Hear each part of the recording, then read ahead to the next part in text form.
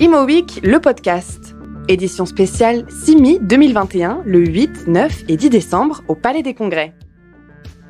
Je m'appelle Walid Goudiar, je dirige chez JLL, Project and Development Services pour la zone Europe, UK, Middle East.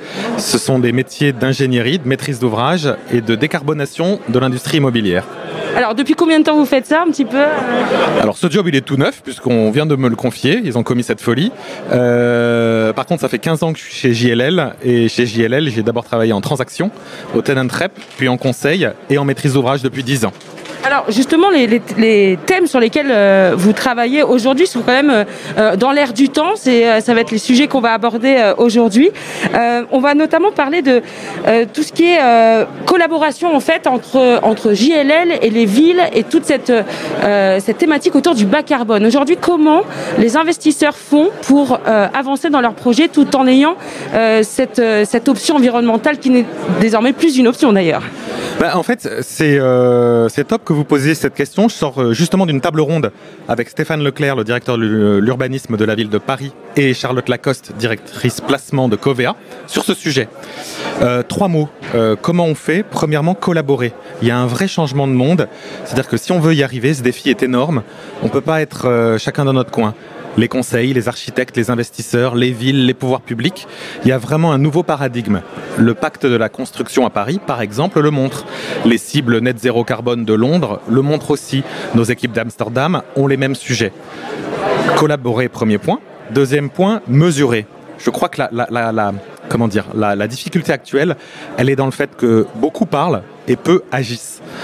Pour une raison très simple, on va passer d'un monde qui était sur une comptabilité binaire, des mètres carrés et des euros, à un monde plus complexe, où il va falloir ajouter aux mètres carrés, aux euros, des enjeux carbone, des enjeux sociaux, des enjeux de gouvernance, et c'est ça qu'on est en train de fabriquer. Et ça, il faut le mesurer.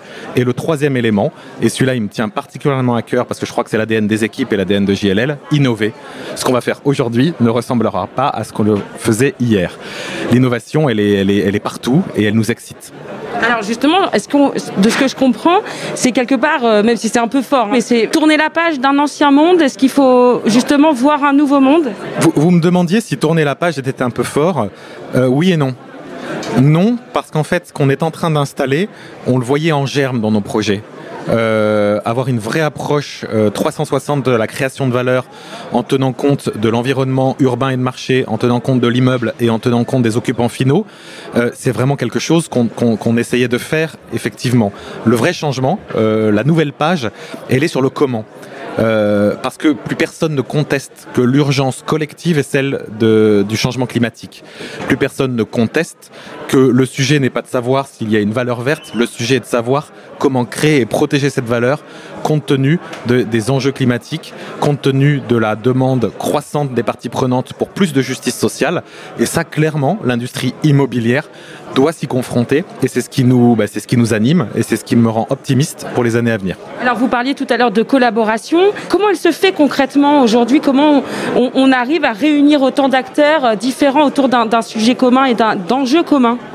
Alors on le fait de 2 manières, soit de manière volontaire, soit par la contrainte. De manière volontaire, il y a vraiment des investisseurs et des parties prenantes qui le font d'ores et déjà depuis longtemps. Je parlais de Covea avec Charlotte Lacoste, on pourrait parler d'AXA, on pourrait parler d'Invesco, on pourrait parler de Red Tree Capital, pour ne citer que, puisque ce sont des projets, on va dire, vraiment live en ce moment. Et clairement, ce nouveau monde, il est là. On le fait aussi par la contrainte. Je vous redonne l'exemple du pacte de la construction. Il a clairement changé la donne à Paris. Du jour au lendemain, le sujet de la non-démolition pour préserver l'empreinte carbone, est devenu un non-sujet, puisque c'est la règle du jeu. Du jour au lendemain, les enjeux de mixité et d'externalité positive d'un projet immobilier sont devenus le vrai sujet, puisque c'est la règle. Donc c'est vraiment cet équilibre entre le volontaire et le contraint. Et si je reste sur le contraint, on voit la COP26 qui s'est terminée il y a peu à Glasgow. Je suis frappé du peu de bruit qui a été fait autour de, pour moi, la plus grande nouvelle de la COP, qui sont que les IFRS, à partir de 2023, vont vraiment inscrire dans le marbre de la comptabilité de toutes les entreprises l'extra-financier. Dit autrement, j'en reviens à mon point de tout à l'heure, la comptabilité évolue. C'est plus uniquement des mètres carrés, des euros si on parle d'immobilier. C'est des mètres carrés, des euros, une empreinte carbone, un impact social. Et je crois que c'est très positif pour toute l'industrie. Alors de nombreux nouveaux facteurs en fait qui étaient là, mais en tout cas qui sont officiels si j'ose dire.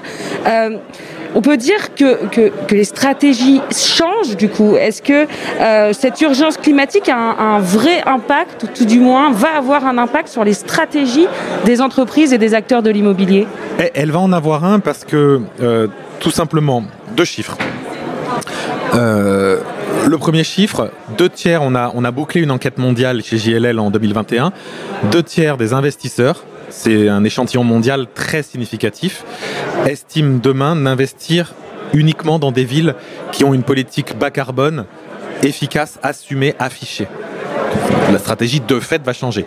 Deuxième élément de compréhension, si on parle du renouvellement du parc dans toutes les grandes villes du monde, ce renouvellement représente 1-2% maximum du parc existant. Dit autrement, si on ne prend le sujet que par les nouveaux projets qui arrivent, on aura réglé notre problème dans 60 ans.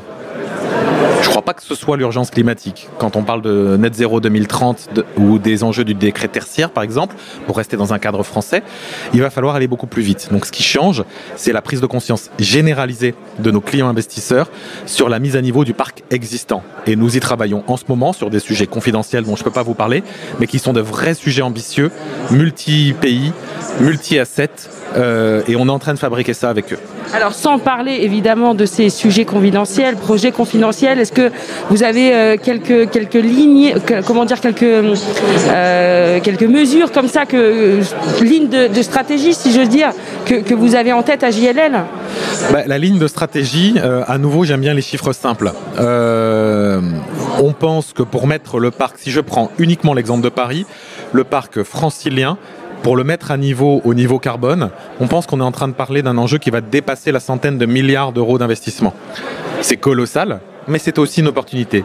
Opportunité parce que toute la filière va être tirée vers le haut sur les enjeux carbone, et opportunité parce qu'en réalité, j'en reviens à mon approche 360 de la création de valeur, quand on va tirer le fil de la pelote carbone, tout le sujet va arriver sur le carbone, mais pourquoi ? Pour quel type d'usage ? Pour quel type de produit ? Pour quelle fabrique de la ville ?